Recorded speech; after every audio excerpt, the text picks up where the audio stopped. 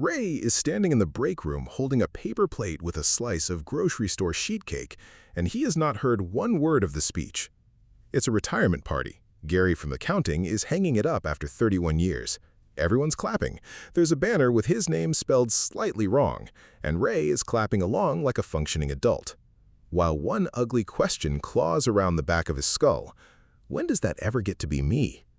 Because last night, Ray typed his real numbers into one of those free retirement calculators.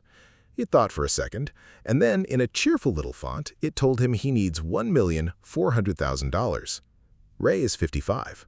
He has $190,000 saved. So he did the next piece of math right there, cake in hand, and the answer came back that at his current pace, Ray retires comfortably at approximately age 187. So Ray claps for Gary. And somewhere under those flickering fluorescent lights, Ray quietly files retirement under things that happen to other people and goes back to his desk. Now here's what I need you to know before we go anywhere. That number, the one that just ruined Ray's afternoon, is a lie. And it's a lie that points in two completely different directions at once.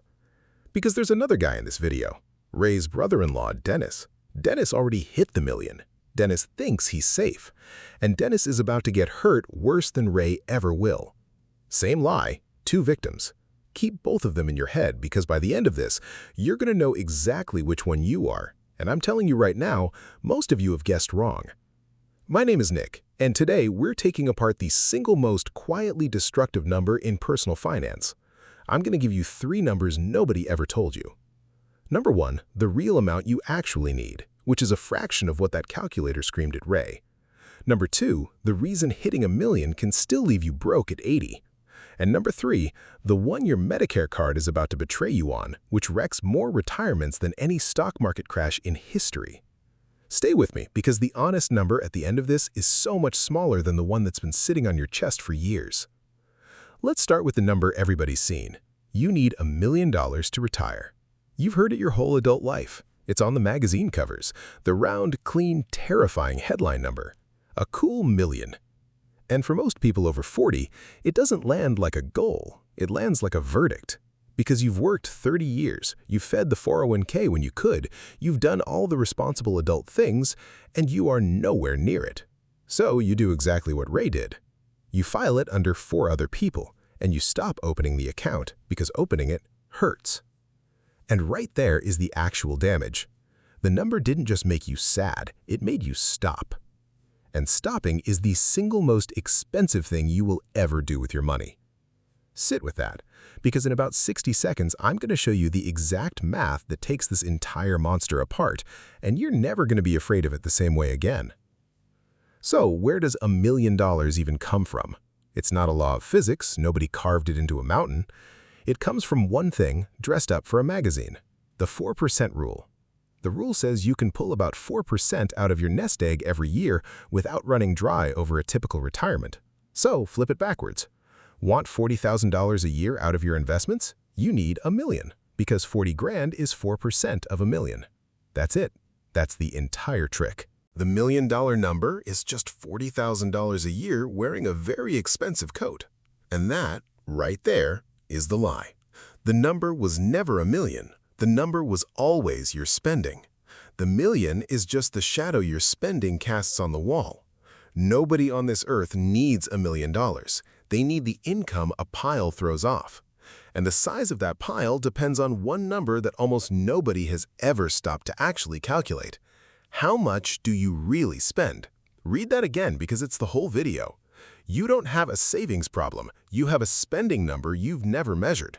And the entire retirement industry would love for it to stay exactly that way, because a scary round million sells a lot more panic and a lot more product than the truth ever could.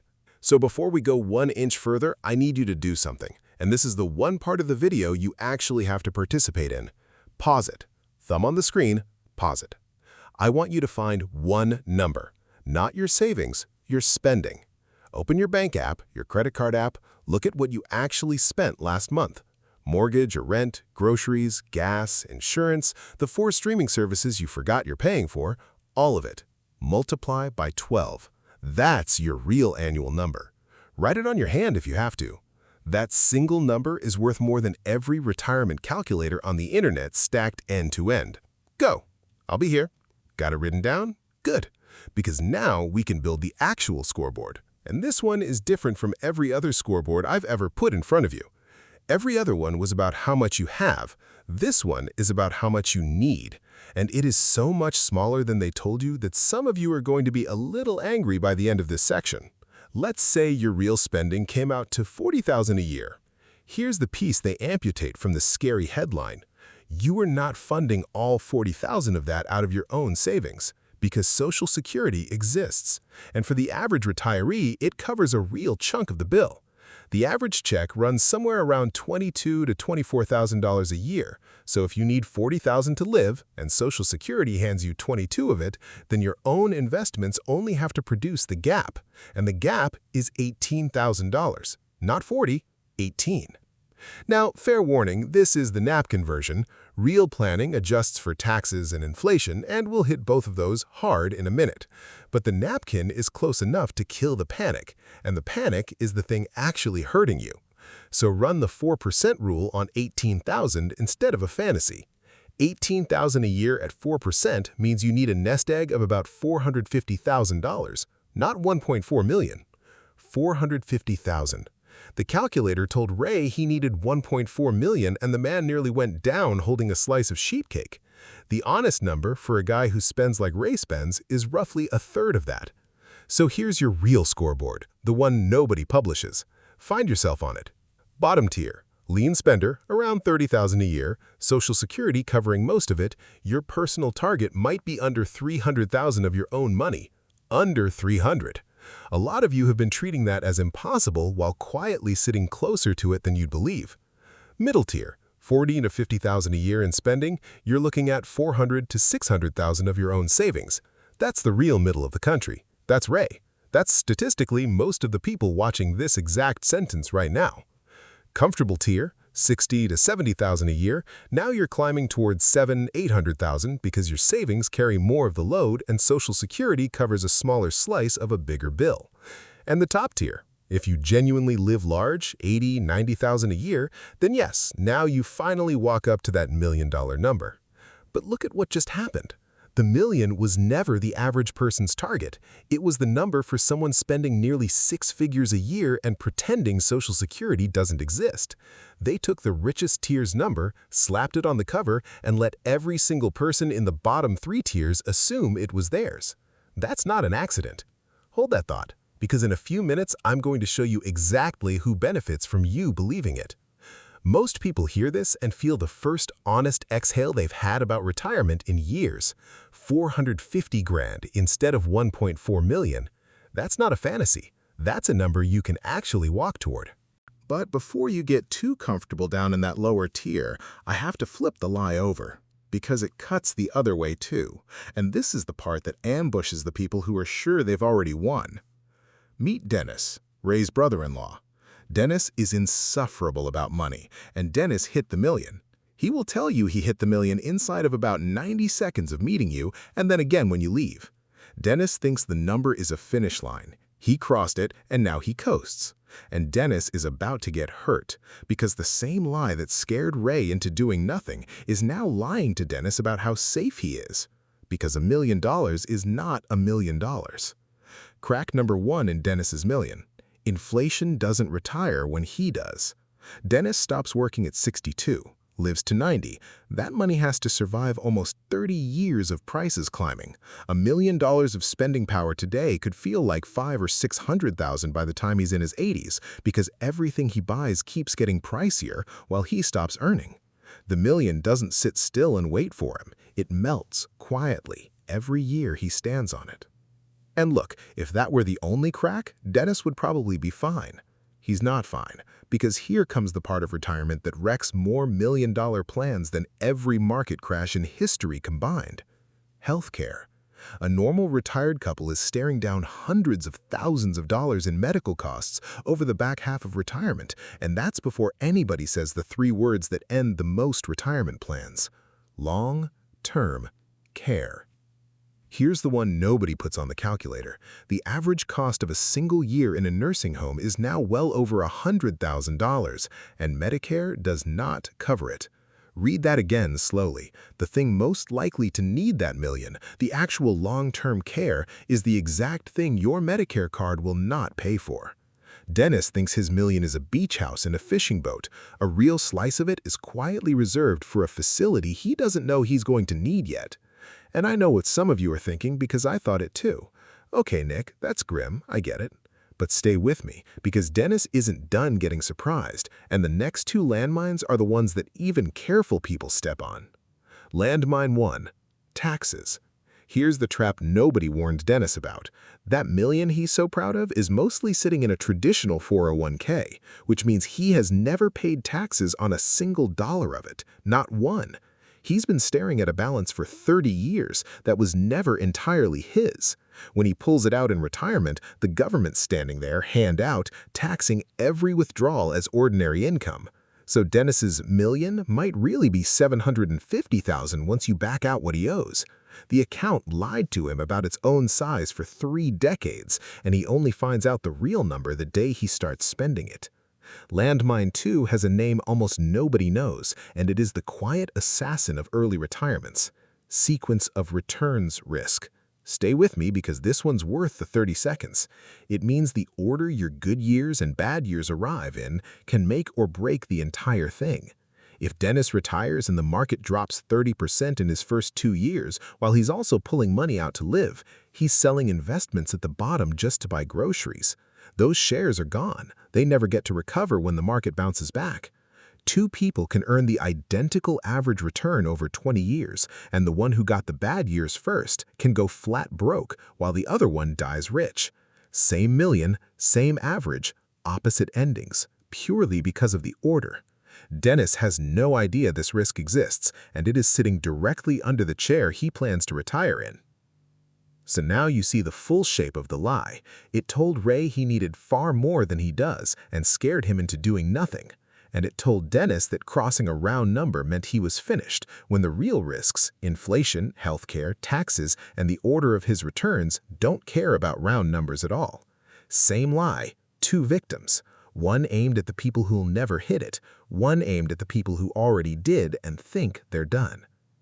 But here's where I have to rehook you, because I've spent this whole time telling you what's broken, and you did not click on this to feel worse. You clicked to find out what to do. So let me show you the structural reason this number got this broken, the part that should make you genuinely angry, and then I'm putting the fix in your hands. The $1 million rule was built for a world that no longer exists. Go back 40 years. Back then, a huge share of regular workers had a pension, a real one. You worked, you retired, the company mailed you a check every month until you died, and you barely had to think about it. The 401k was a side dish, a little bonus. Then, quietly, over about 2 decades, the pension vanished for most of the private workforce, and the entire job of funding a 30-year retirement got shoved off the company's desk and onto yours. They handed you a 401k, which is basically a coffee cup and a good luck, and called it a benefit. The $1 million number is what you get when you take a job that used to belong to a pension fund full of professionals and dump it on one exhausted person doing their own math at the kitchen table at 11 p.m. And here's the part that should light you up a little. A giant, scary number is good for business. Remember I told you to hold on to who benefits. This is who. If the industry convinces you that you need $1 million, you hand over more money for them to manage. You buy more products, you pay more fees, and a whole lot of you get so flattened by the size of the number that you freeze and do nothing, which, conveniently, is the cheapest customer they can possibly have. The fear isn't a side effect. For a big slice of this industry, the fear is the product. So Ray isn't lazy. Ray isn't bad with money. Ray got handed a job that used to take a team of professionals, got told the target was a number built for someone twice as rich as him, and got quietly nudged to panic instead of plan. That's not a discipline problem. That's a setup. Okay, deep breath, good news time. And I am not leaving you in that break room with Ray. Because the second you understand that the number is just your spending in a costume, the whole thing becomes solvable. And at 55, with 190 grand, Ray is in a far better spot than that calculator made him feel. Here's what Ray actually does. 4 moves. First, he stops chasing the imaginary million and figures out his real number, the way you just did. His spending points to $400,000 to $500,000 of his own money, not $1.4 million. That alone cuts the target by 2/3. The mountain didn't move. The mountain was always a hill. Somebody just kept screaming Everest in his ear. Second, he uses the one thing the tax code actually built for people his exact age. After 50, you're allowed to put extra money into your retirement accounts every year, on top of the normal limit. They're called catch-up contributions, and they are the single most underused gift in the whole system. If Ray pushes hard for 10 years, maxing what he can with those catch-up limits, and his existing $190,000 keeps compounding, landing in that 400 to 500 range by his mid-60s is completely realistic. Add Social Security on top, and Ray isn't retiring at 187 anymore. Ray's retiring at 66, maybe 67. Third, the lever nobody talks about. Ray attacks the spending side, not just the saving side, because every dollar he cuts from his annual spending doesn't just save him a dollar. Run the 4% rule in reverse. Every $1,000 a year he trims off his retirement spending drops the nest egg he needs by $25,000. Cut $4,000 a year of stuff you won't even miss, and you just erased $100,000 off your target. That's the most powerful and most ignored move in retirement planning. You can attack the number from both ends, and the spending end is the one you fully control. And fourth, the move that quietly diffuses every one of Dennis's landmines too. Ray doesn't retire all at once on one terrifying day. He tapers, works part-time for a couple years, lets Social Security grow by waiting a little longer to claim, and avoids pulling hard from his investments during those fragile first years. That single decision defuses the sequence of returns bomb, softens the tax hit by spreading withdrawals out, and buys his money extra years of growth. Retirement was never a cliff you leap off, it's a ramp you walk down. The lie made it a cliff, because cliffs are scarier, and scared people buy more. So here's Ray 3 weeks after that retirement party. Same kitchen table where the calculator ambushed him, but this time he's not panicking. He's logged into his 401k, he's flipped on the catch-up contributions, he's bumped his savings rate as high as he can stand, and he's circled his real number on a yellow sticky note stuck to the lamp. $450,000, not $1.4 million. A number with edges he can actually see, and the panic is gone. Because the panic was never about the money, it was about a lie, and he stopped believing it. So where do you actually stand? Go back to that spending number you wrote down when I made you pause. Subtract what Social Security will likely cover. Take what's left, the gap, and multiply it by 25. That's your real target, the napkin version, and it's close enough to change your whole night. For most of you watching, it is dramatically smaller than the million you've been hauling around like a backpack full of bricks. And the number that matters was never the one the magazine printed. It's the one you just calculated for yourself tonight, with your actual life inside it. Because somewhere out there right now, another tired 55-year-old is standing in another break room, holding a slice of somebody else's retirement cake, doing the same broken math, deciding retirement is for other people. And it isn't true for him. And it isn't true for you. You were never as far behind as the lie needed you to feel. You just have to stop sprinting toward a number that was never yours and start walking toward the one that is, starting tonight. If this helped, do me one favor. Subscribe and drop a comment with your real number or just the tier you landed in. Bottom, middle, comfortable, or top. I read every single one. And one last thing, the only boring sentence in here. I'm not a financial advisor, and this isn't financial advice. It's just patterns with real numbers attached. Take what's useful and leave the rest. I'll see you in the next one.